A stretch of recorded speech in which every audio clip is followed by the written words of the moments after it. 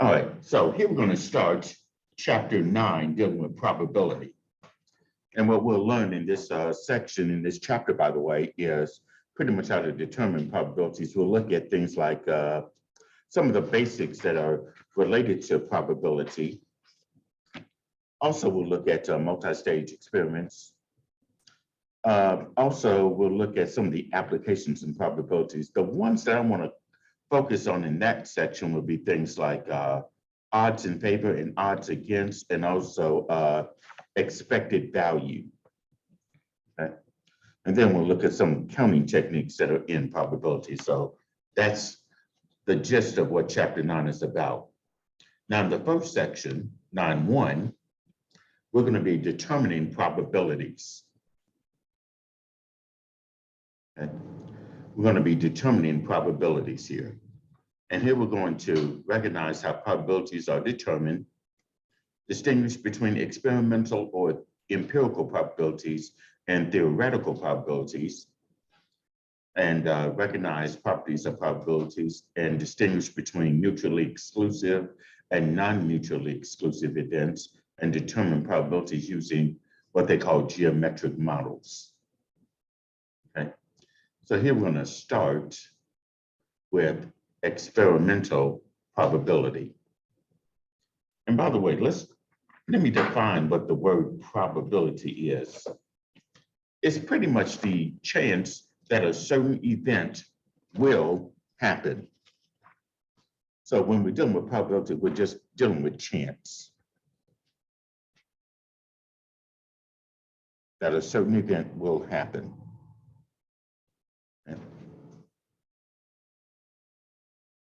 Okay. So now, with the experimental probability, we'll talk about that, but we need some definitions here. Now, probabilities are going to be ratios, which are expressed in one of three ways, either as a fraction, or as a decimal, or as a percent.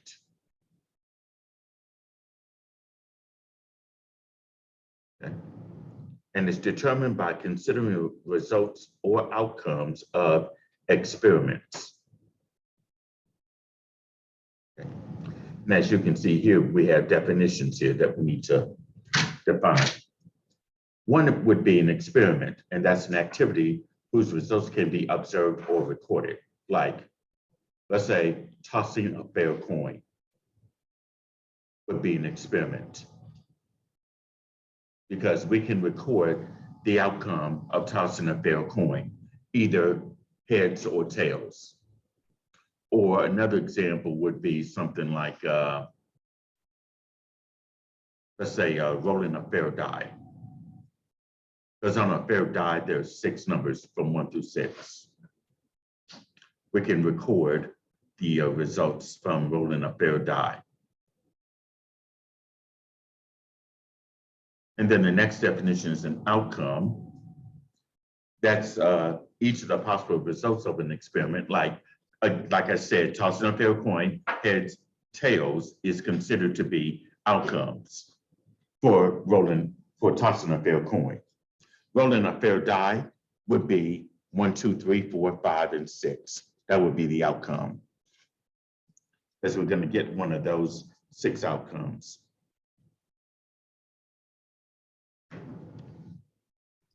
Also, the sample space is a set of all possible outcomes for an event.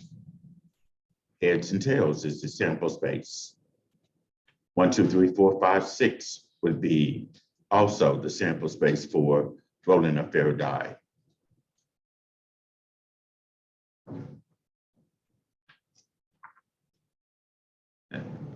And the event is going to be any subset of a sample space. Okay.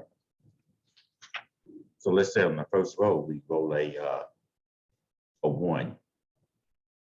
That would be an event, because that's a subset of a sample space. Okay. Or an event that consists of rolling a 5, or rolling an even number. Okay. That would be an event.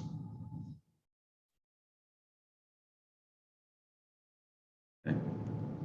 So here's an example that is on your handout that you see here. Let's say an experiment consists of drawing one slip of paper from a jar containing 12 slips of paper, each with a different month of the year written on it. And here we're going to find each of the following, like, let's say in part A, the sample space for the experiment. Well, that sample space will be all 12 months of the year, from January all the way through December. So all 12 months of the year listed would be the sample space. And then an event, which is a subset of a sample space. Here, usually an event would be labeled with a capital letter.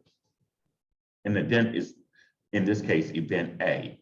Capital A is labeled like that for an event. Sample space is labeled with a capital S, by the way.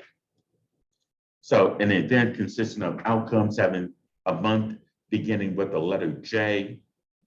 We list those months that start with the letter J: January, June, July. That would be event A. Another event would be something like this: outcomes having the name of the month that has exactly 4 letters. And from that sample space, we can see that June and July are the only 2 months that have 4 letters in its name. That would be another event.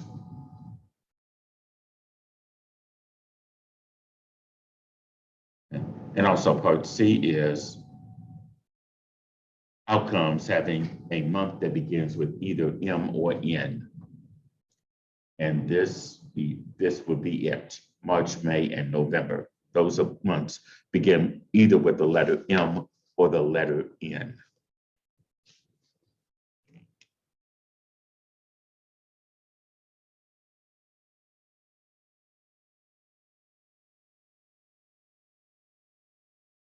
All right, next we'll look at determining probabilities.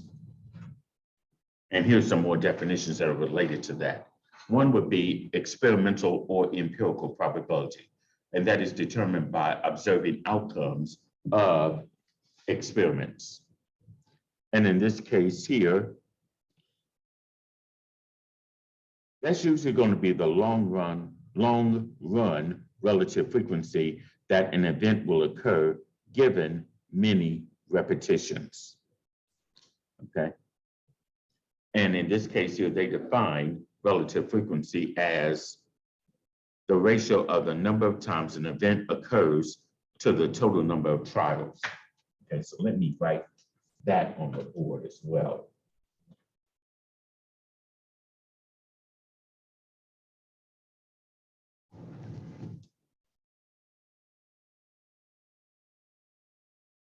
That would be helpful.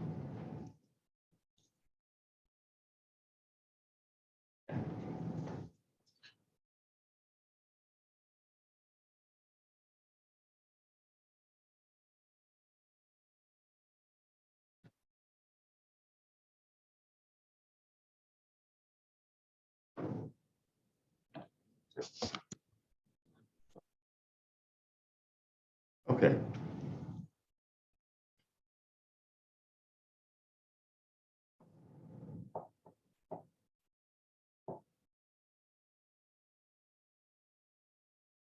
All right. Relative frequency is defined as this: the ratio of the number of times an event occurs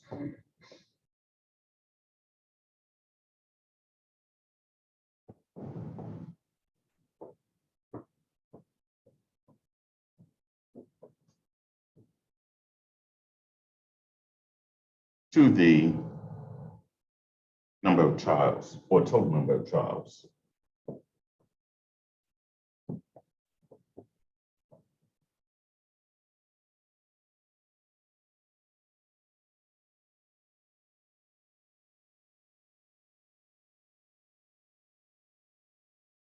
All right, in this case here, let's say we're tossing a fair coin and we want to count the number of heads that we get. And let's say we do it 100 times, okay? we could say that after we tossed the coin 100 times, we got like 64 heads, okay? So the number of times that we got heads was 64, and let's say we tossed it 100 times. So that 64 represents the number of times that we obtained heads, and the total number of times was 100. We tossed the coin 100 times. Okay. Now, and I wish I did have the table with me that I have in the book, because they do explain pretty much the relative frequency when you toss a coin. What times, like from 50 times or 100 times or even 1,000, 5,000, 10,000 times, then you get your relative frequency. And usually that relative frequency will get closer and closer to what they call the theoretical probability, which is the next definition.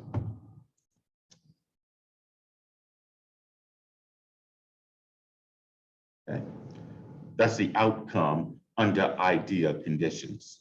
In other words, if I toss a fair coin, the probability I would expect to get theoretically, it would be 1/2. Okay. But if I toss a fair coin 100 times, or let's say 10,000 times, then I should get a relative frequency value close to the theoretical probability, okay? And in the table that I have here in my textbook, 10,000 tosses, they get like 5,067 heads. The relative frequency came out to be 0.507. That's pretty much close to the theoretical probability of 1/2. And the same holds true if you were getting tails. Its probability would be 1/2 as well. Okay. So that's what we mean by experimental probability and theoretical probability. And here's another definition: equally likely. That's when one outcome is as likely as another. Okay, and they always use the phrase equally likely outcomes. And what that means here is this, that each outcome has an equal chance of occurring. That means if you're tossing a fair coin, that means it's to be fair that you would get a heads or tails. Or if you're rolling a fair die, then each face on that die has an equal chance of happening or occurring. And then the last one, the uniform sample space, that's where each possible outcome of the sample is equally likely. So tossing a fair coin is equally likely to happen, or rolling a fair die is equally likely to happen. That means we have what they call a uniform sample space. Okay. All right, here we got the law of large numbers, and this is called Bernoulli's theorem. The law of large numbers. Here, if you have the number of trials of an experiment, and if it increases, the experimental or the empirical probability of a particular event approaches a fixed number, which is the theoretical probability of an event. Okay, so the more you toss a fair coin, the more times you toss a fair coin, the closer and closer you should get to the theoretical probability of getting heads, which is 1/2. And the same holds true for rolling a fair die. The more you roll the fair die, the theoretical probability, let's say rolling a 1 would be 1 out of 6. More times you roll the fair die.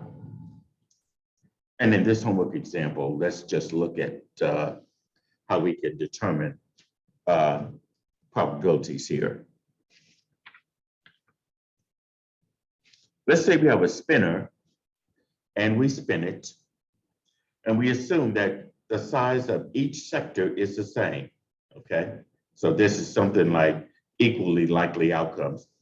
Each sector, each piece of this circle has the same area. And here I want to find the probability of the events in parts A through G. So in part A, I want to find the probability that the number is a factor of 42.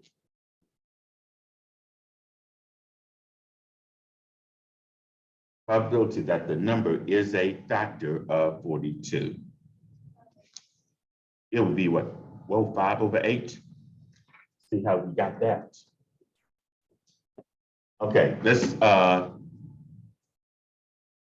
look at the number 42, because here, let's say we want to list all the factors of 42. 1 and 42. 21, 3 and 14. 4 would not go into 42, neither would 5, but 6 would 7 times. And the only numbers on the wheel that are factors of 42 are 1, 2, 3, 6, and 7. But here the probability of getting a factor or spinning a number or landing on a number that's a factor of 42 would be 5/8. And by the way, this is the notation for writing probability. The capital letter P with either the event on the inside.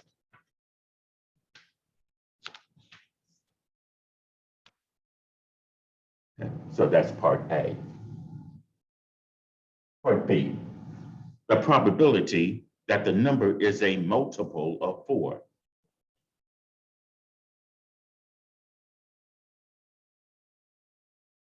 See, a multiple of 4. That means the number has to be divisible by 4.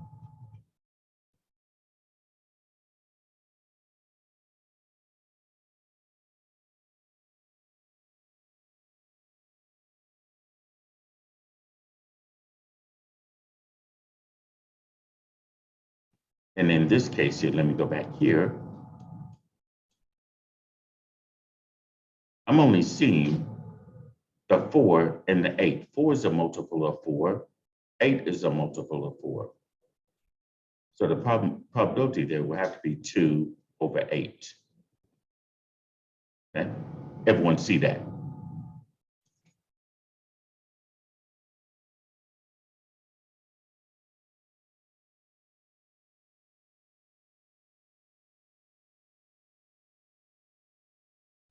And what's 2/8 in simplest form? 1/4. Okay. So the probability there will be 1/4. Okay. Questions on part B?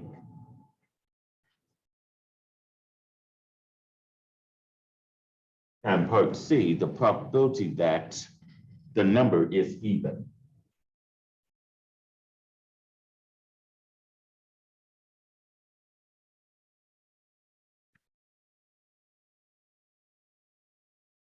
What would be the probability that the number is even? 1/2, because you got 2, 4, 6, 8 on the wheel. So that's 4/8, but if we reduce it, it'll be 1/2.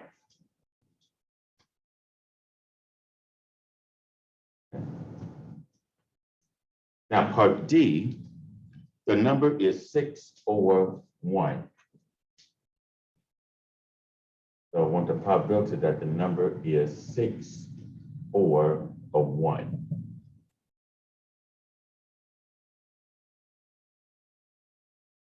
Yeah, 1/4. Because there's only one way out of 8 to get a 6 and one way out of 8 to get a 1. 1/8 and 1/8, that's 2/8. Reduce that, it'll be 1/4.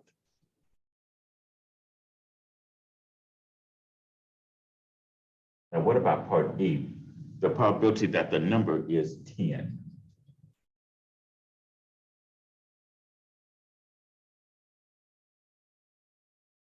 probability that the number is 10.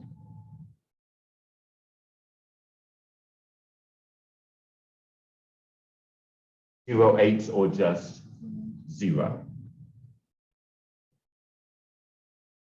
Okay.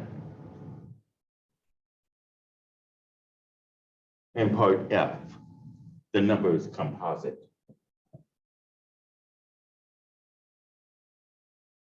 Probability that the number is composite.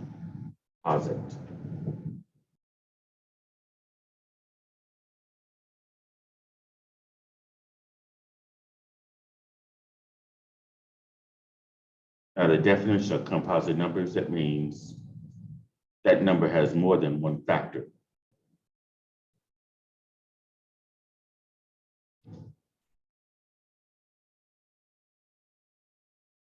So let's think about this for a moment. I know one is neither prime nor composite. Yeah. 4 is composite, 6 is composite, and 8 is composite, because 4 can be broken up as 2 times 2, 6 can be broken up as 2 times 3, and 8 will be broken up as 2 times 4. So here, this will be 3/8, for the probability of a number being composite. Okay. And finally, part G, and I think I kind of gave this away, that the number is neither prime nor composite.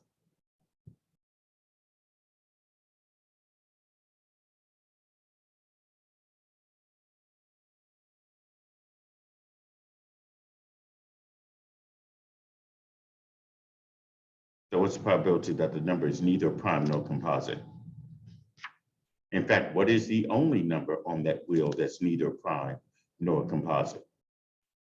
1. So it'd be 1 out of 8.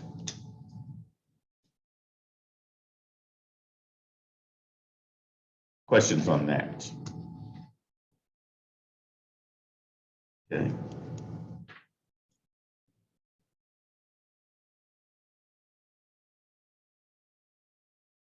Okay. Now let's look at probability of an event with equally likely outcomes. Okay, and when we use equally likely outcomes, that means that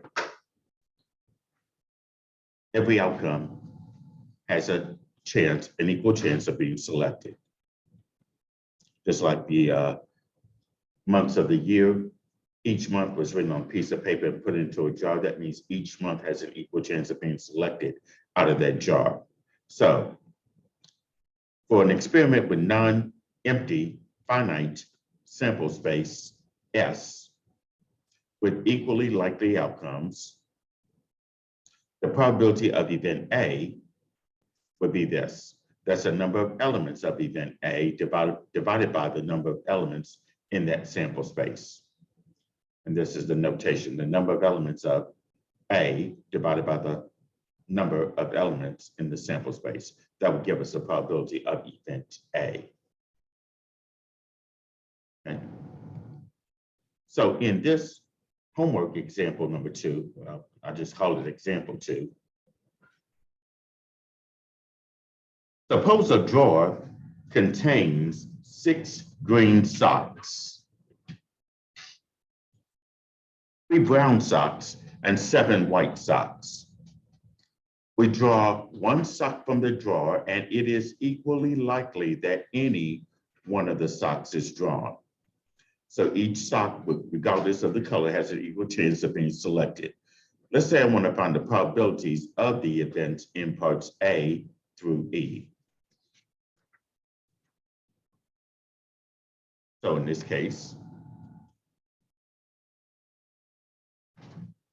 let's find the probability that the sock is brown.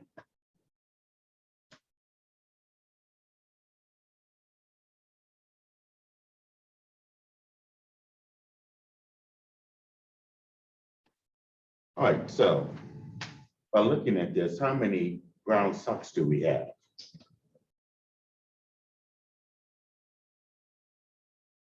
And this is going to be over. Now, The denominator would be the total number of socks that we have in the drawer. It'd be 16. 6 plus 3 is 9, plus 7 is 16. So this represents the probability that a sock is ground, that we select the sock that's ground, 3 over 16. Okay. Questions on part A?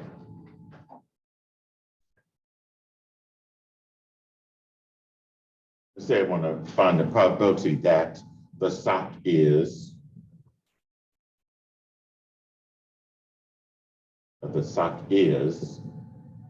green or white.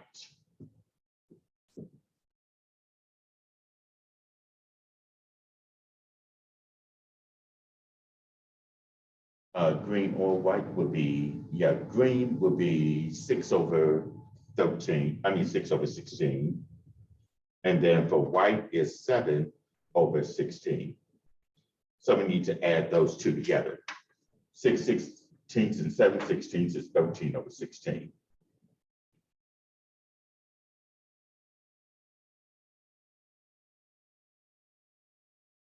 Okay. Questions on part B? By the way, the word or means that we're going to add those two together,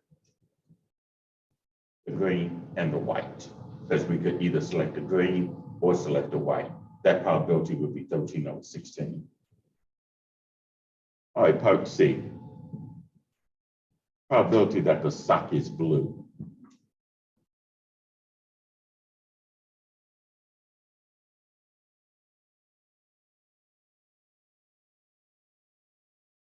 Is 0. Because there are no blue socks in that drawer. There are no blue socks in that drawer, so the probability of selecting a blue sock would be 0.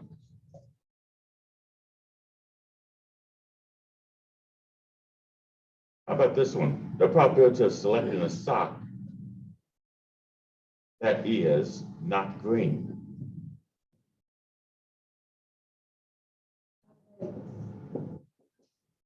How much? 5/8? Yeah. Okay, because the fact is, if it's not green, that means 6 of them are not green. So that means we could either select a brown sock or a white sock. So 3 plus 7, let me write this out, 3 sixteenths plus 7 sixteenths, that would be 10 sixteenths.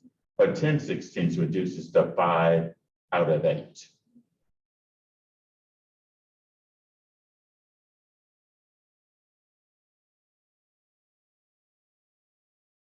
Okay, now here's part B. We reach into the drawer without looking to pull out 4 socks. What is the probability that we get at least 2 socks of the same color?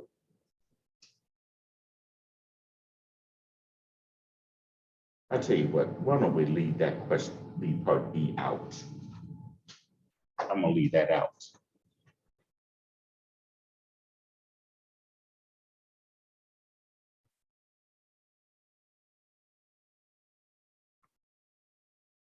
Just leave that question, that part E out for a while. Okay. But any questions about the parts A, B, C, and D? Okay.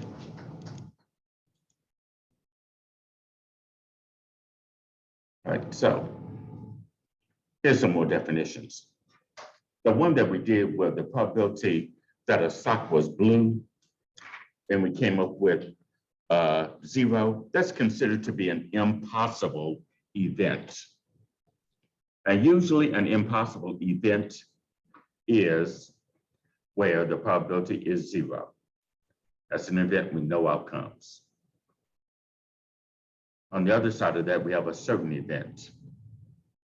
Here, a certain event is going to be the event with a probability of 1. A couple of examples of that would be something like this. If we have the sample space S being numbers from 1 through 25, and we choose a number at random, that means each number has the equal chance of being selected.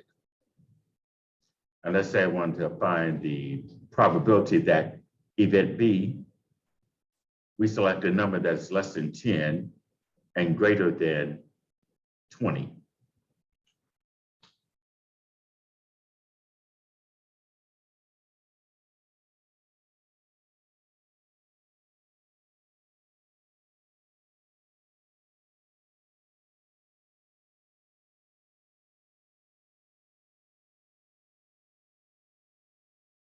Wait a minute. Oh, I made a mistake right here when I wrote these notes. That should read the probability that I select a number greater than 25.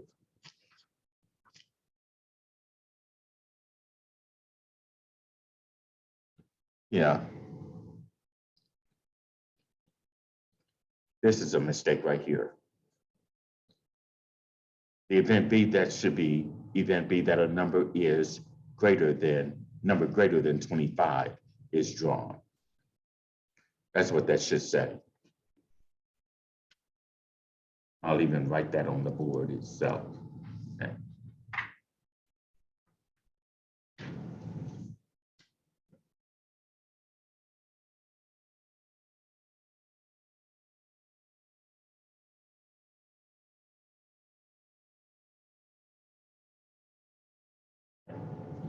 The probability of selecting a number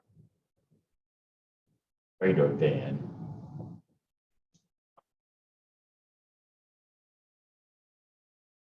our sample space is this.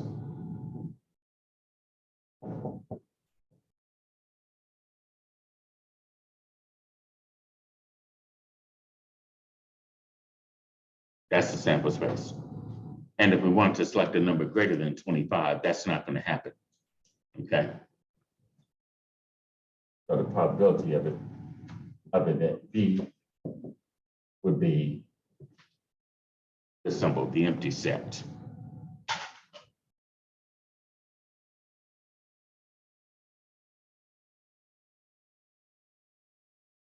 Okay. That's what we mean by an impossible event.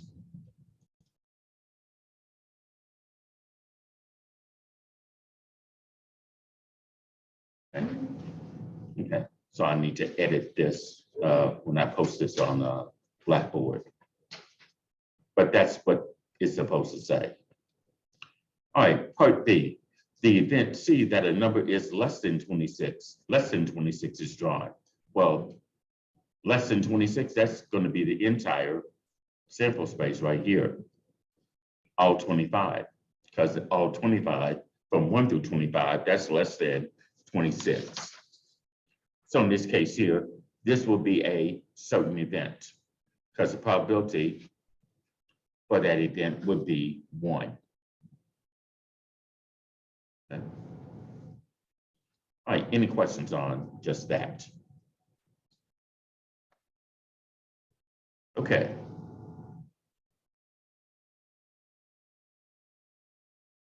If any event, which I'm going to call A, if A could be any event and S is the sample space, then the probability of event A is always going to be a value between 0 and 1. And that does include 0 and 1.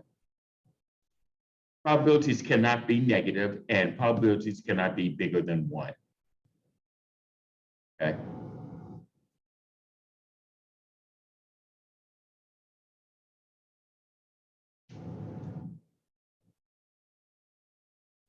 And of course, the probability of event is equal to the sum of the probabilities of the disjoint outcomes making up the event. And we did a few problems like that earlier, where we had either the sock is green or white. Those are what we call disjoint outcomes. Okay. Because it's impossible to select a green and a white, or a brown or green. I mean, a brown and a green at the same time. Okay. All right, take a look at this homework example number 3. Each individual letter of the word Georgia is placed on a piece of paper, and all 7 pieces of the paper are placed in a hat. If one letter is selected at random from the hat, Find the probability that the letter I is selected.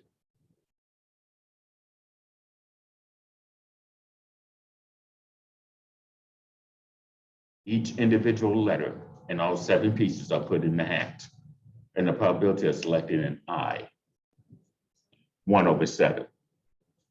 Okay, so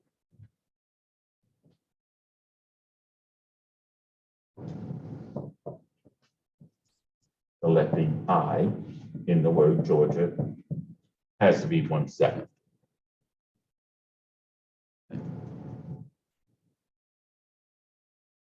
Now, what would be the probability of selecting a G? How much? 2/7? Because there are 2 G's in the word Georgia. Okay. Any other questions about example 3?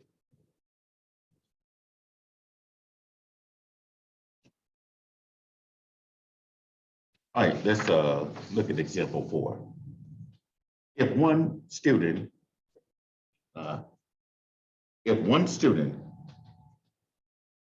is chosen from the school, what is the probability that the chosen student is a freshman? So here's our table that's given to us here for freshmen, sophomore, junior, and seniors, and the number of students in each of those classes.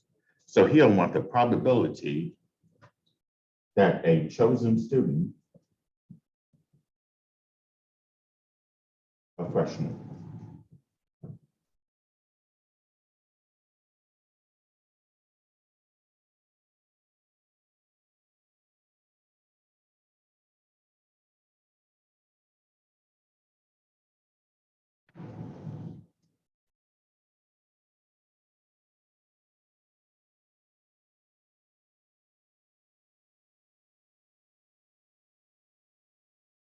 by 24/2000. Okay. I think we can, yeah. The 524/2000, I know we can divide the numerator and the denominator by 4. Okay.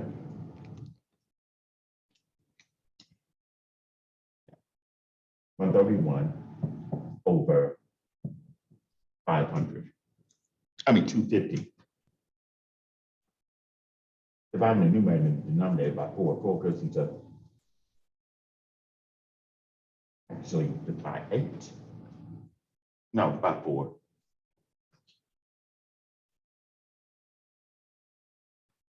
And never mind, because I put 1,000 in my calculator.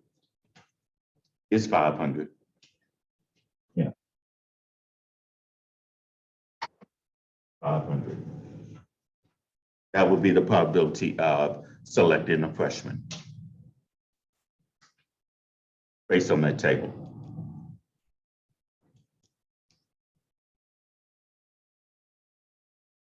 Because what you have to do there is add up the number of students in each class. That's 2,000. 524 out of 2,000 or 131 out of 500 in simplest form. Okay, let's quickly look at this one.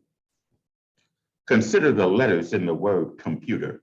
If one letter is drawn at random, find the probabilities of the events listed below. Like in part A, the letter is a vowel.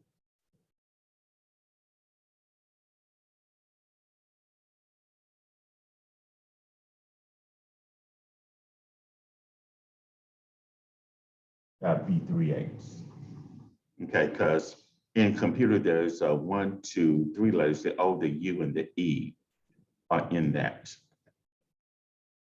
What about the probability of selecting a consonant? Has to be 5/8. Okay. All right, questions on just that? Okay, I guess we can stop right here. And then after your exam, we'll finish the rest of section 9.1, starting with mutually exclusive events